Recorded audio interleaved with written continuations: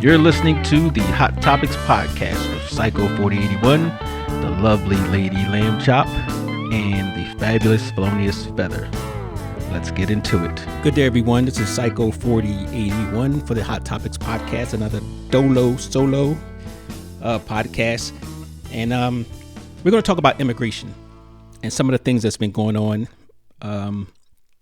over the past, year. Some of you might have noticed or seen in the news, social media, or even in your own neighborhood or workplace, there's a lot of differences that has been going on since President Trump has taken office. Now, I don't have I'm not going to criticize him totally, but we're going to talk about this whole thing and, put it in a perspective that you guys can make your own judgments about. So, as you know, we had an election back in 2024, November, and Donald J. Trump took over in January of 2025. So since Donald Trump has taken over, immigration enforcement has become much more harsher, much more broader, and compared to the past, they had certain rules where, obviously if you got caught coming across the border, you would get, detained, arrested, and sent right back. That was the rules. If you were caught within so many miles within a border, like say the Mexican border or even the Canadian border, but we'll focus on the Mexican border because that's where their focus is, you were sent back. If you were convicted of a crime or arrested for multiple crimes, whether you were convicted or not, you were detained by ICE, you were given due process, you got your hearing, and they would decide whether you would get deported. Okay. So since then, Stephen Miller has been the catalyst for the immigration policy for the United States. And if anybody doesn't know who Stephen Miller is, he's basically a anti-immigrant, white nationalist. Okay. I'm not going to say it doesn't get any racist than that, but it's up there. So since he's taken control, they've had expanded raids, detentions, rapid deportations outside of what is typically law. So you don't just get to snatch people up and then send them right back. There were rules set in place for that. Everybody in this country is afforded due process. That is the problem. So a lot of people don't have issues with, the Immigration Customs Enforcement Agency taking people who are here illegally and enforcing the law. That's what they're there for. And even deporting people, that's what they're there for. So the problem comes in is when they don't do it by the law.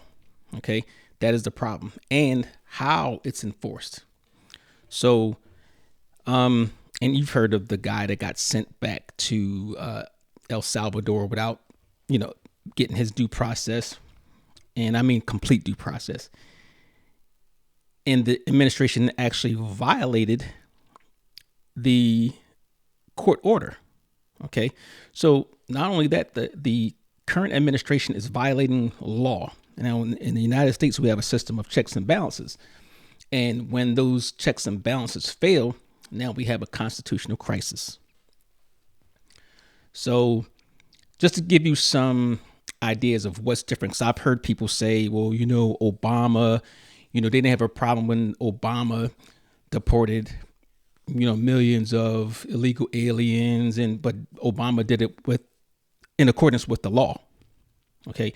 It was criminals who were being sent back, people who were being caught coming across the border or within that range that was set where you can go deport somebody immediately. You didn't have to take them into detention. You can, for long periods of time, you just send them back, right? That was the law. So here's the problem. Okay. The administration, and this is something specifically with Stephen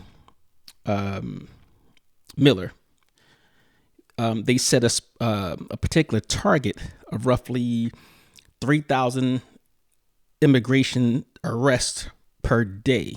Okay. Imagine that. 3,000 immigration arrests per day.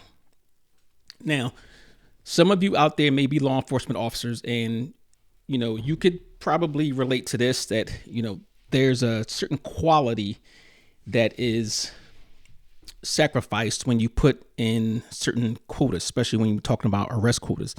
Now, you didn't like the arrest quotas, and obviously the public didn't think it's fair. So imagine you telling your employees, your enforcers, your law enforcement officers, your agents, that, you need to go out there and arrest 3,000 people per day. What do you think the quality is going to be then? So we're looking at what was first stated when he came into office, or before he came into office, that they were going to get the criminals out. They're not going to go after, regular people. We're going to target the criminals. We're going to, get the rapists, the murderers, the gang members, all of those people out. And we found out rather quickly that that's not what happened. The difference is now that the administration has instructed the agency to violate certain things that was kind of off limits before. That was schools, churches, things of that nature. That's now on the table. So with that said, 3,000 immigration arrests per day, they started launching these large scale nationwide. When I say nationwide, it's particular, nationwide. He specifically chose the so-called blue states, Oregon, Illinois, Minneapolis, what were some other ones?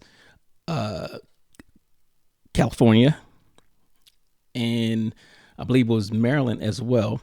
But those are the blue states. I haven't heard them, have any large scale, operations, excuse me, in so-called red states.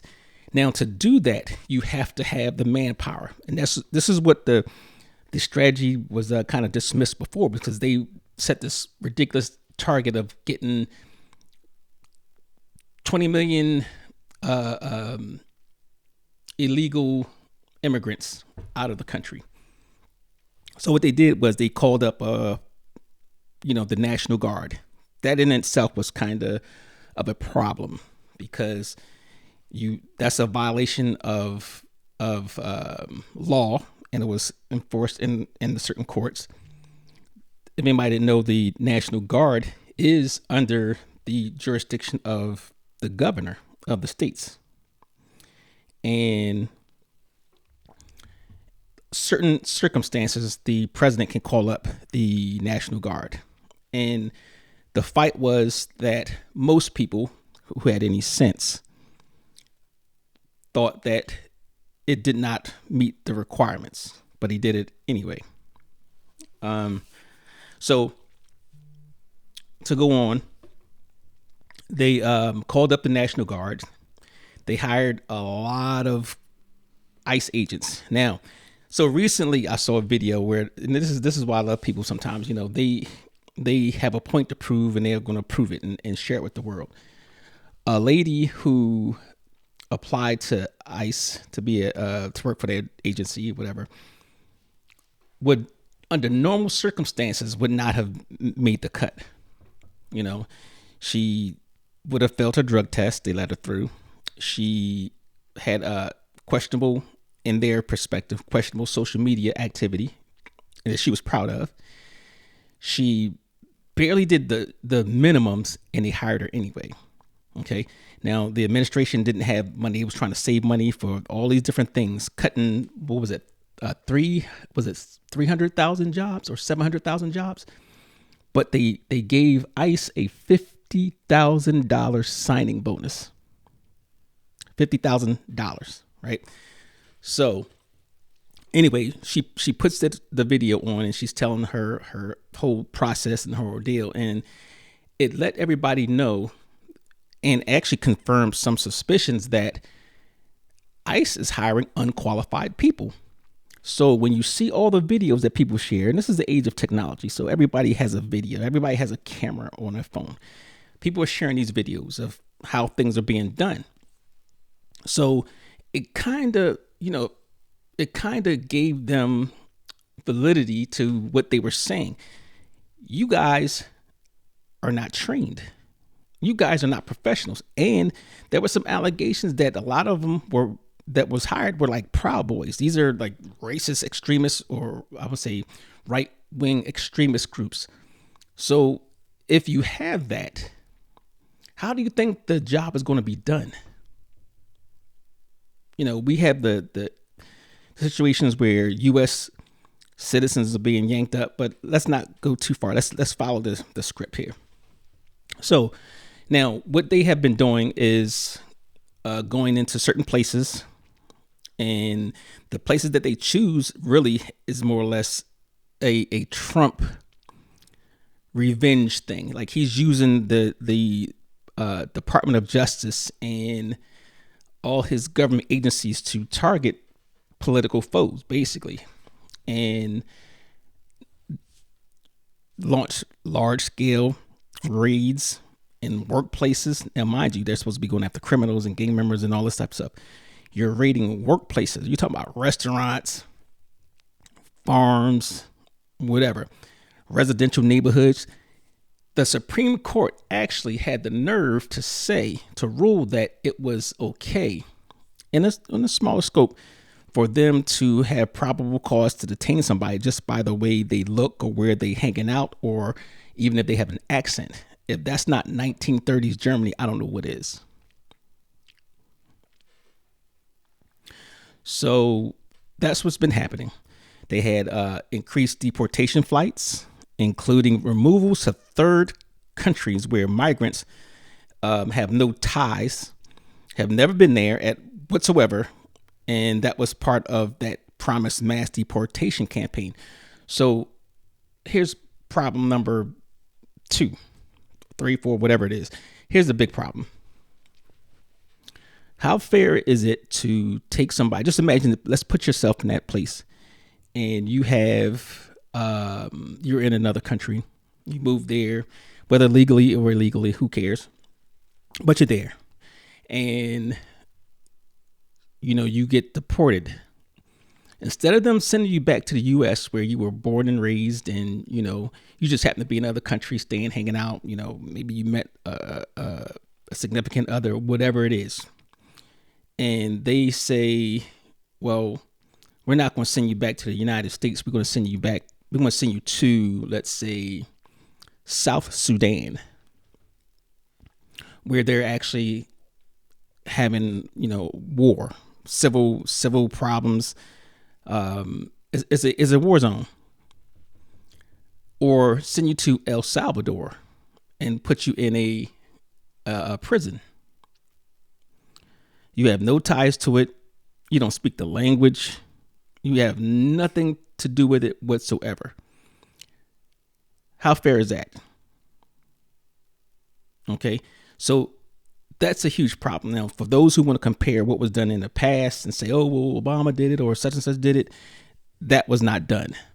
Okay, that's the problem that people have. Not so much of taking somebody who's been here, committing crimes or been here or here illegally, and you went through the whole process and you did whatever. You're doing things like that. So now you're looking at going from gang members, rapists, murderers, robbers, burglars, whatever you want to say, to ICE operations being widened so that virtually all undocumented immigrants are considered enforcement priorities. Now, here's the thing. When you say everybody's a priority, then you're not actually prioritizing those people that you said were problems or problematic. You're looking at people who are working every day, trying to provide for their families, sending money back to their country, actually helping out the economy, paying taxes, working in the agriculture business, the seafood business, whatever. These are the people that you're snatching up, people who are actually assets to their community. So, what does that do for the other people? Or other people who get, wrapped up, caught up in your poor enforcement policies. So let's talk about the detention and the oversight. That is a problem. So immigration detention capacity has been pushed above 60,000 people held on any given day. So now you got, remember they had, I forgot what they call it, but the thing that they built in Florida that was built in a swamp surrounded by alligators, and everybody was going out there taking pictures and everything. And it made me feel low regard for certain humans, right? But they would, wanted to build this and build that, all this money going into that. Now I was thinking, it's like all the millions of dollars that they're actually putting in to detain people. Then you got to provide food, shelter, healthcare, etc. And I'm sure that's poor.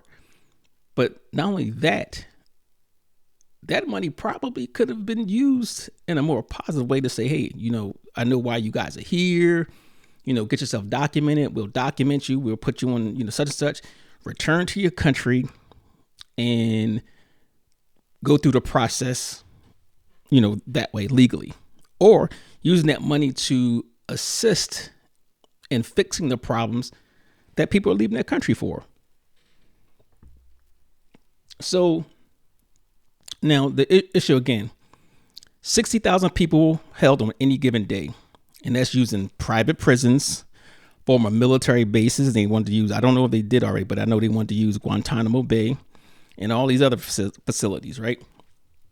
So now here's another problem with that. Oversight of these detention conditions have been weakened because they cut internal watchdog offices. So now you got, and I just saw one yesterday, you got thefts that have been happening, abuse reports where one officer I think he was charged with sexual assault because he was assaulting. And, once you're in detention or any type of custody, you are not allowed to have sexual relations with, there's no such thing as consent. You're not allowed to have sexual relations with any of the detainees. Okay. They all know that. So that's been a problem, and there's no oversight, or if there is oversight, is very weak. Okay. So looking at that, you can go to immigration websites and find out all the different details on that. But now they have these funding laws. Now remember that one big, beautiful bill that they had. So mind you, let me throw this in there too. Now, mind you, in 6 months, Trump added over $1 trillion to the deficit in 6 months. But yet they were cutting all these federal jobs just like that and cutting all the things that was already earmarked and funded. Okay. That's another story. But with this one big, beautiful bill, they directed tens of billions of dollars to ICE. Tens of billions, not millions, tens of billions of dollars to ICE to expand detention, hire thousands more agents, and limit the number of immigration judges. Okay, so now you don't have as many judges, so things are getting bottlenecked, and that means you have longer detentions, or you're skirting the problem, which has happened. You're going around and depriving people of due process. Illegal, unconstitutional. This administration, for all those constitutionalists that said, hey, it's the Constitution, has been violating or has no respect for the Constitution since they've been in office. And I'm talking about the first administration and this administration, both his terms. So another thing when it comes to immigration, you have the asylum seekers, and this is a nation. This is not nationwide. I'm sorry. This is a worldwide issue. There's certain laws that we signed on to, like everybody else, in regards to asylum seekers. Okay, that is a international law. So the southern border has effectively been closed to most, if not all, asylum seekers. That was a Trump executive order. So they basically instructed the officers or whatever, to turn people away without getting asylum hearings.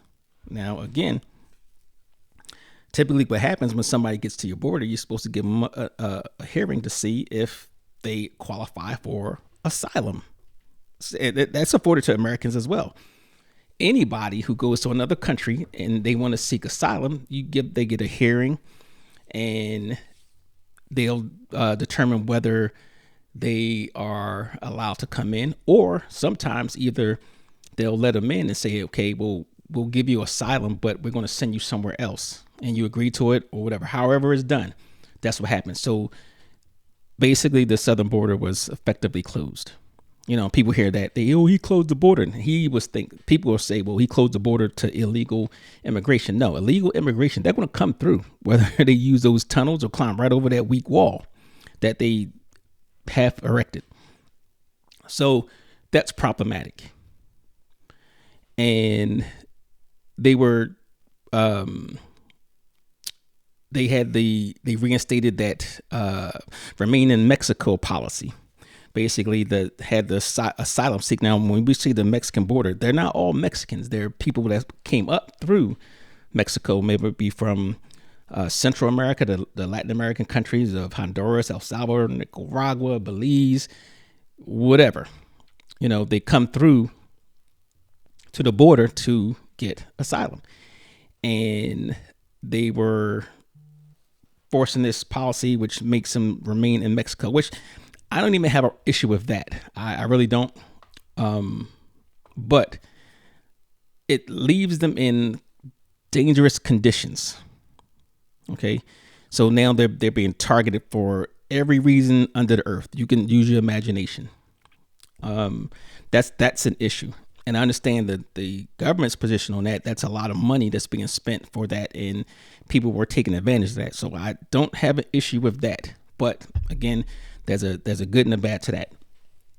So they did have an app. They called the the CBP1 app, where they would use that to schedule lawful entry appointments. Right. So you can get on the app and schedule it, and this was lawful. Well, that was shut down.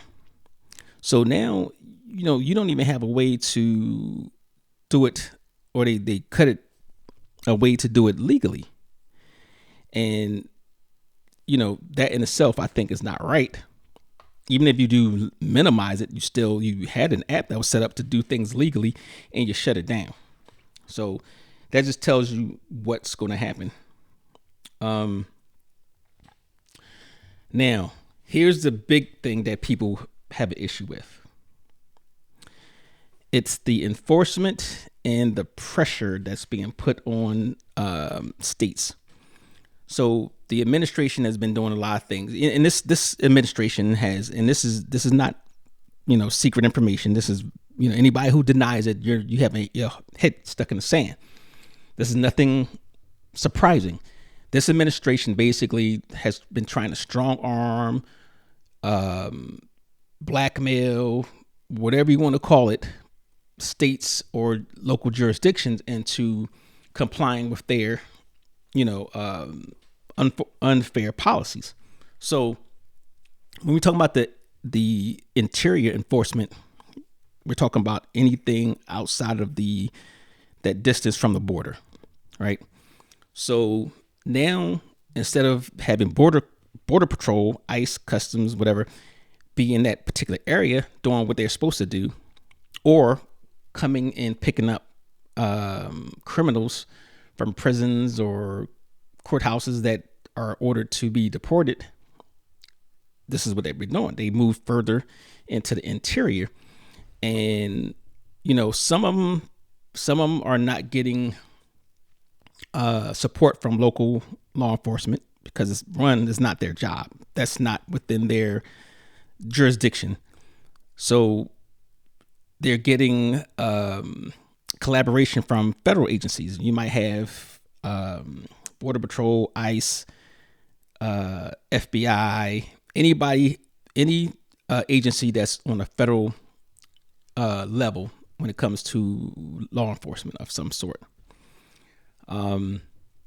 They've been doing more raids at schools, churches, hospitals, and has been reported on multiple occasions snatching up kids on their way to school.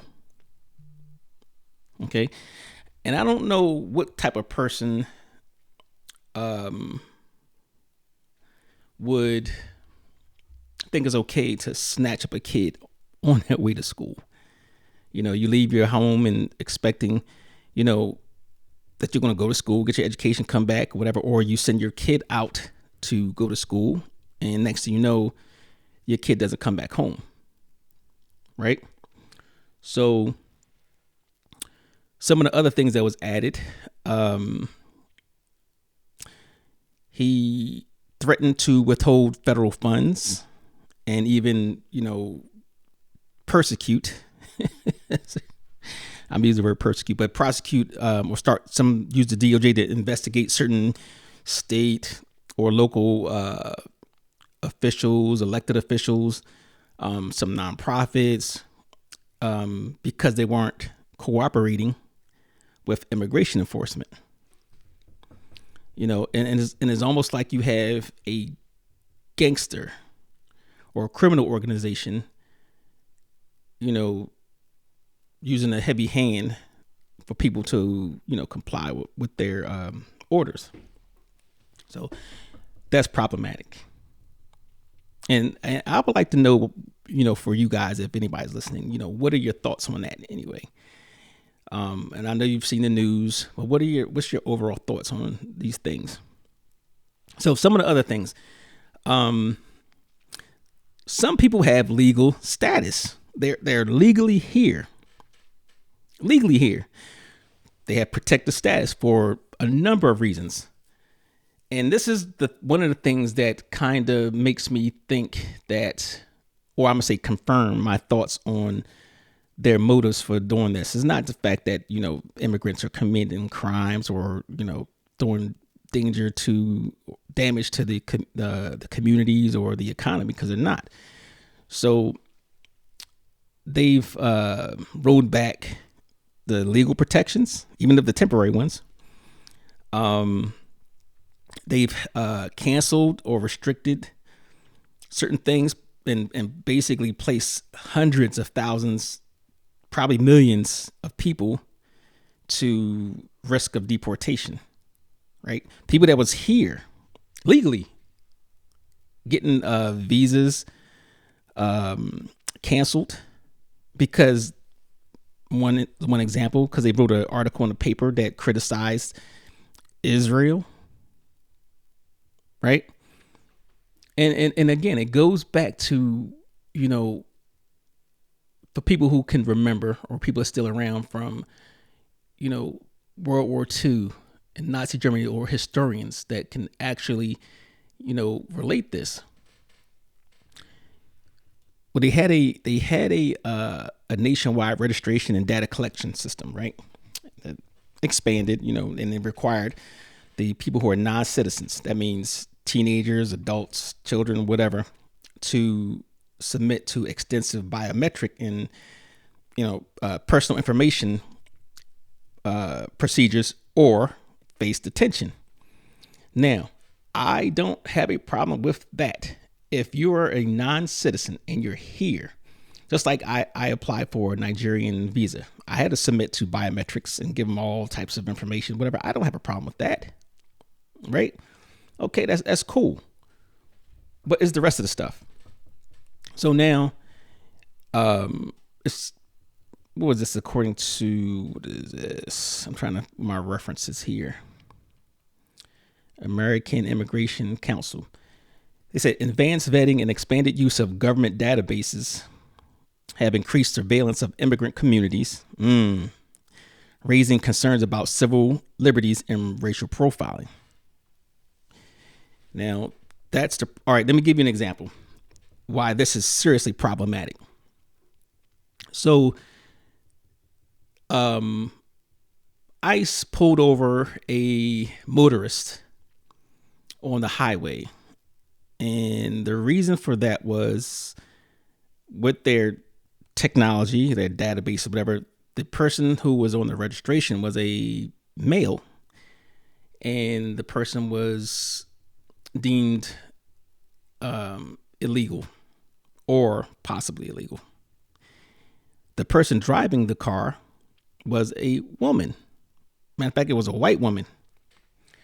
Now, common sense tell you she's not a male, and she's not who they were looking for. I believe it was a Latino male. But you pulled the person over, and next thing you know, she's on the ground and getting handcuffs, and now she's in detention and was later released. Where's the probable cause for that? What's the justification for that? What is the common sense thing for that? Now, that's abuse. I was speechless about that. And that was something that didn't happen just recently, but it just hit the airwaves recently. So that is the problem that people have. Now, I'm just going to talk about for those who say, okay, they gave medals and they gave all this, the accolades to people for doing their job under the Obama administration. But now that Trump's doing it, there's a problem. And it makes me, think that people who say that are just regurgitating things that these white nationalists, anti-immigration people, or the MAGA cult says, or they just do not know how to critically think. And that's the problem. And on the outside, and I talk to people from all over the world, and I also look at what's said on sites and social medias, news articles from people from all over the world. And, I saw one comment, and I thought it was pretty funny. And the person said, just by the comments Americans make on, social media or what have you. And it's like, you would think, this is what they said. You would think that America don't have schools except for the shootings, right? Now, I probably messed up the thing, but to paraphrase it, basically it was saying, some of the things that the Americans say are so stupid, you would think that they have no schools outside of verifying that they do have schools because they have so many school shootings. This is what people on the outside looking in. People from Europe, Canada, Asia, Africa, not so much Africa, but these are the things that they're saying, because they see and they read, they hear what Americans are saying in regards to certain things when it comes to Trump and this administration. Like, you cannot critically think. Okay, that's a problem. Now, here's the issue. If you're going to do immigration control, which I have no problem with, right? You said it was about criminals. There was a plan already in place to address that. You could enhance that. You can, if somebody gets convicted of a felony, go down there, snatch them up, put them in detention, let them have their due process, meaning going through the courts, fund the courts properly where people can get that process started and completed faster. So you don't have people just sitting in there in detention being, snatched away from their family members. Okay, that's one. Two, if you're going to do that, do it evenly. Don't go after people who just because they look Hispanic or Latino. because they look Haitian or because they have an accent that's not familiar to you.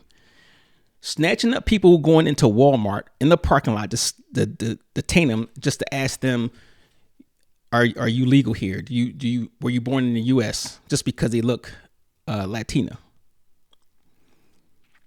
And demanding people's identification. Like, literally, like, this is not Germany where, hey, show me your papers. This is a sad day if you think that's okay. If you think that's okay, it's a sad day. And what I also noticed that it's always okay for some people until it happens to them, until it affects them. Same thing with the farmers. Oh, they had the strongest support for Trump and all his, crazy rhetoric, right? Until the farming industry was affected. I saw a picture on the news. I think it was internet news, and it wasn't a liberal site. It was general, where they showed this field, this farm.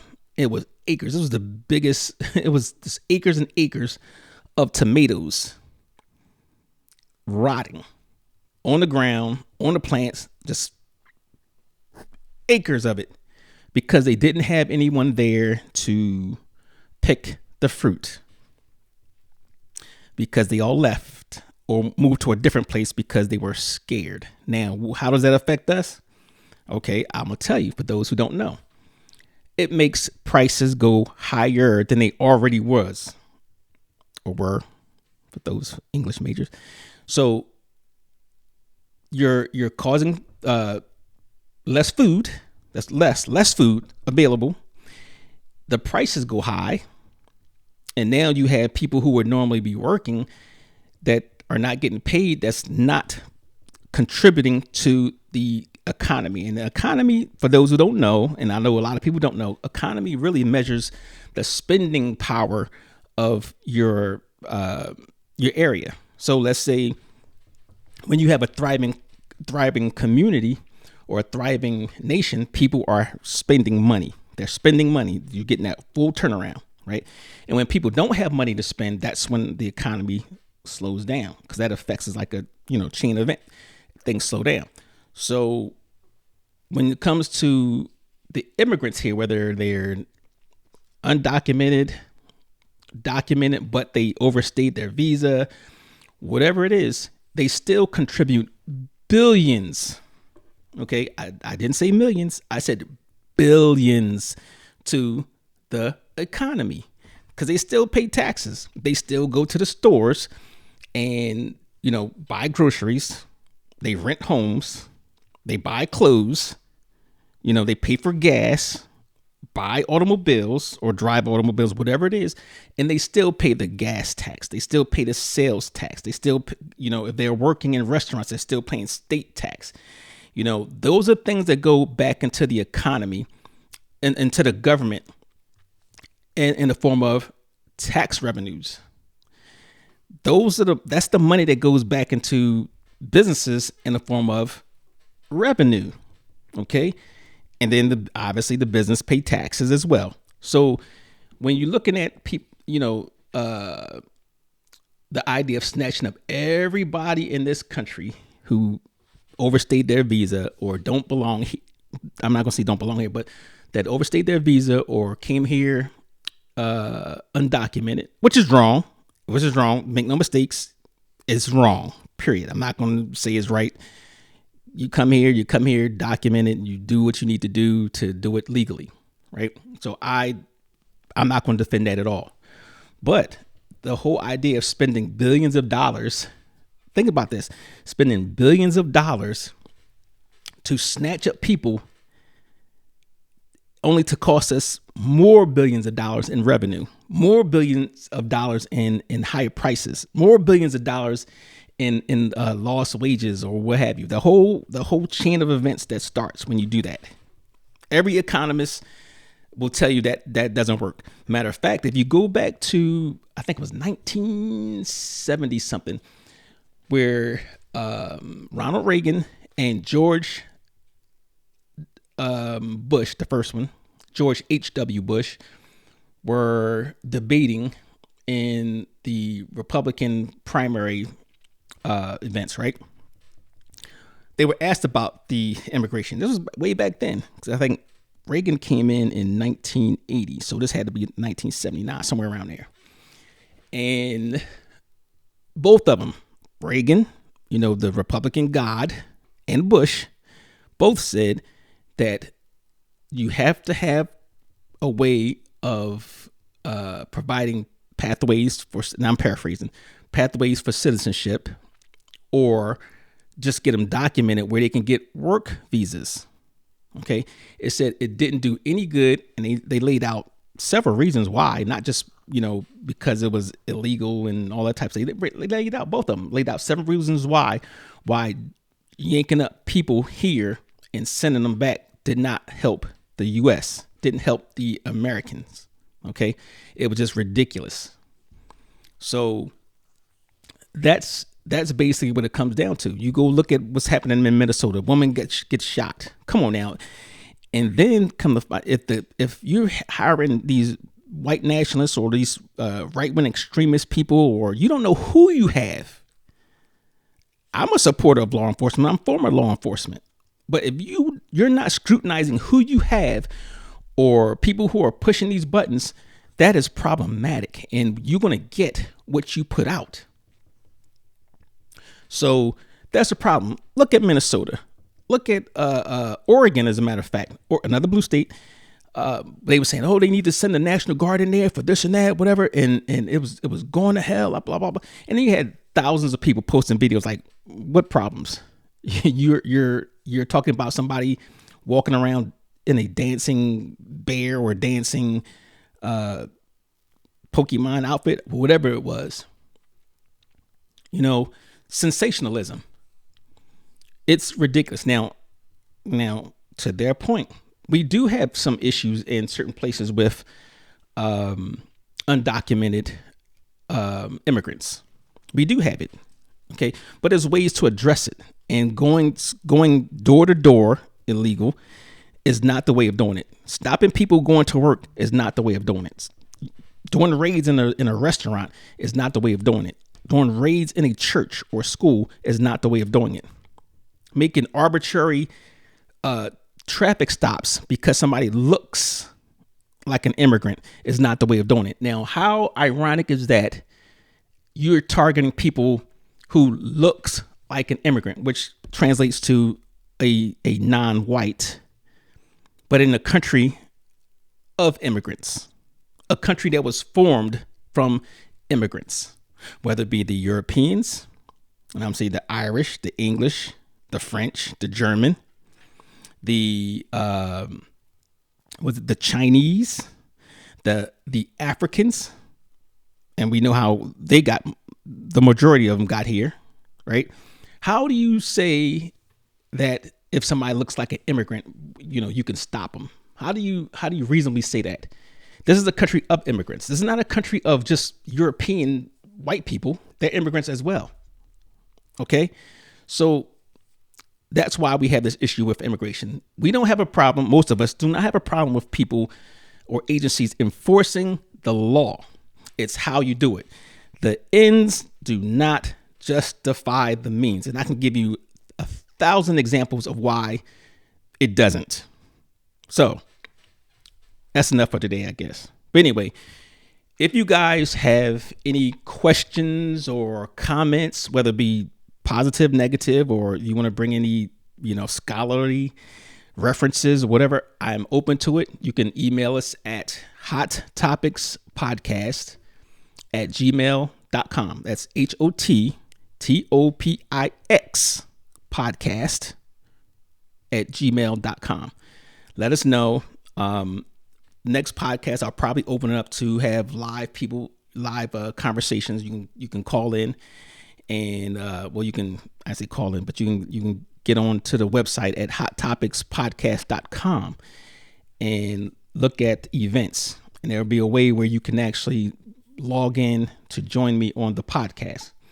So to wrap up, we have our word of the day, and the word of the day is going to be something that's going to be called immigration.